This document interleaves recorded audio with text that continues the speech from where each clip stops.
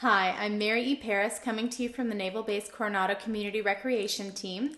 Today I'm going to share with you The Tale of Peter Rabbit by Beatrix Potter.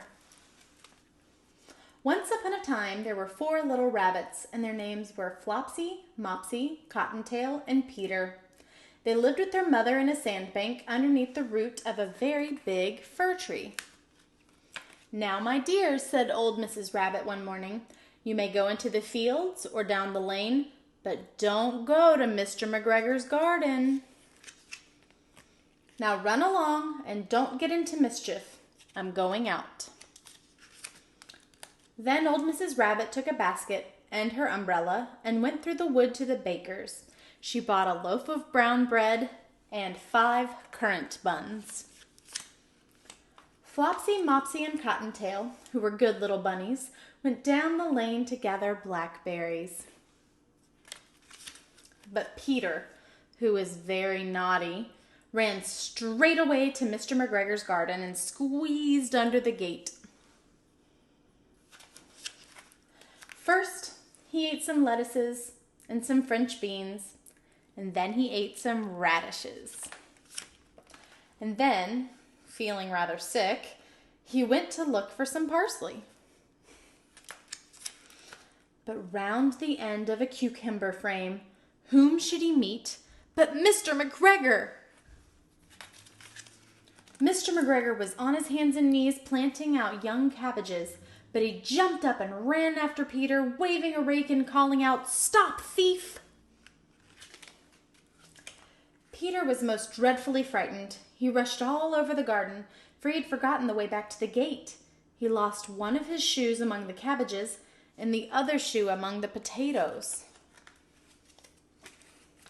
After losing them, he ran on 4 legs and went faster, so that I think he might have gotten away altogether if he had not unfortunately run into a gooseberry net, and he got caught by the large buttons on his jacket.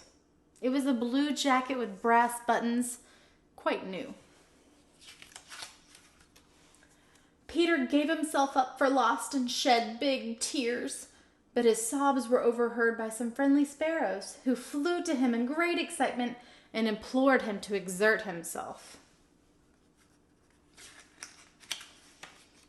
Mr. McGregor came up with a sieve, which he intended to pop upon the top of Peter, but Peter wiggled out just in time, leaving his jacket behind him, and rushed into the tool shed and jumped into a can. It would have been a beautiful thing to hide in if it had not had so much water in it.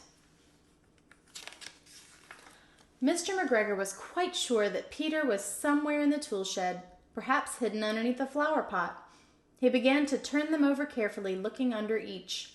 Presently, Peter sneezed. "Achoo!" Mr. McGregor was after him in no time,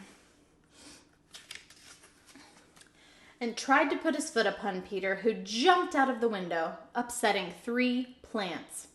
The window was too small for Mr. McGregor, and he was tired of running after Peter, so he went back to his work. Peter sat down to rest. He was out of breath and trembling with fright, and he had not the least idea which way to go.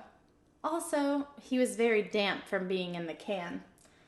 After a time, he began to wander about, going lippity-lippity, not very fast, and looking all around. He found a door in the wall, but it was locked, and there was no room for a fat little rabbit to squeeze underneath.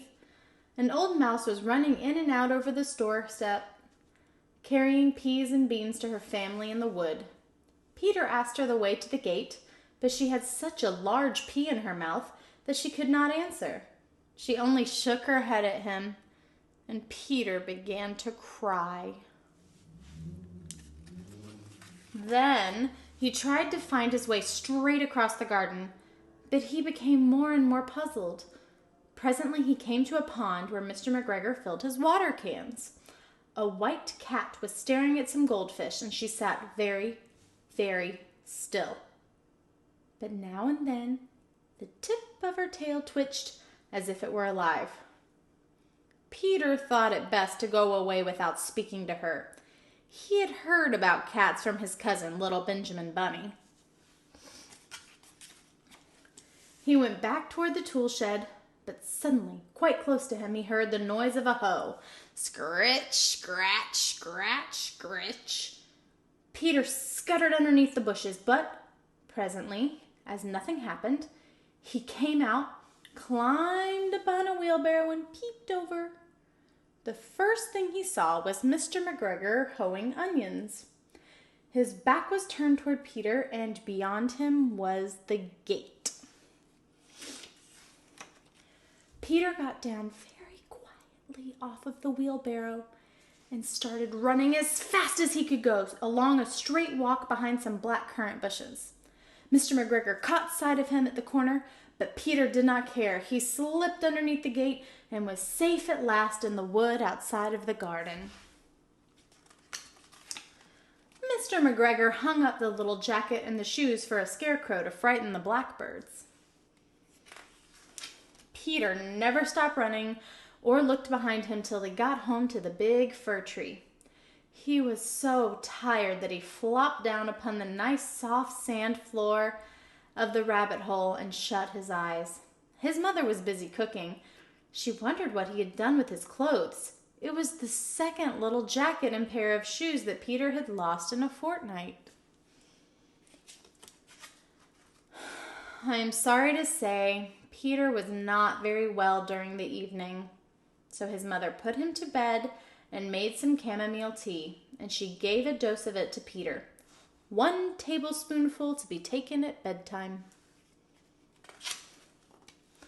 But Flopsy, Mopsy, and Cottontail had bread and milk and blackberries for supper. The end. I hope you've enjoyed this adventure. Until next time.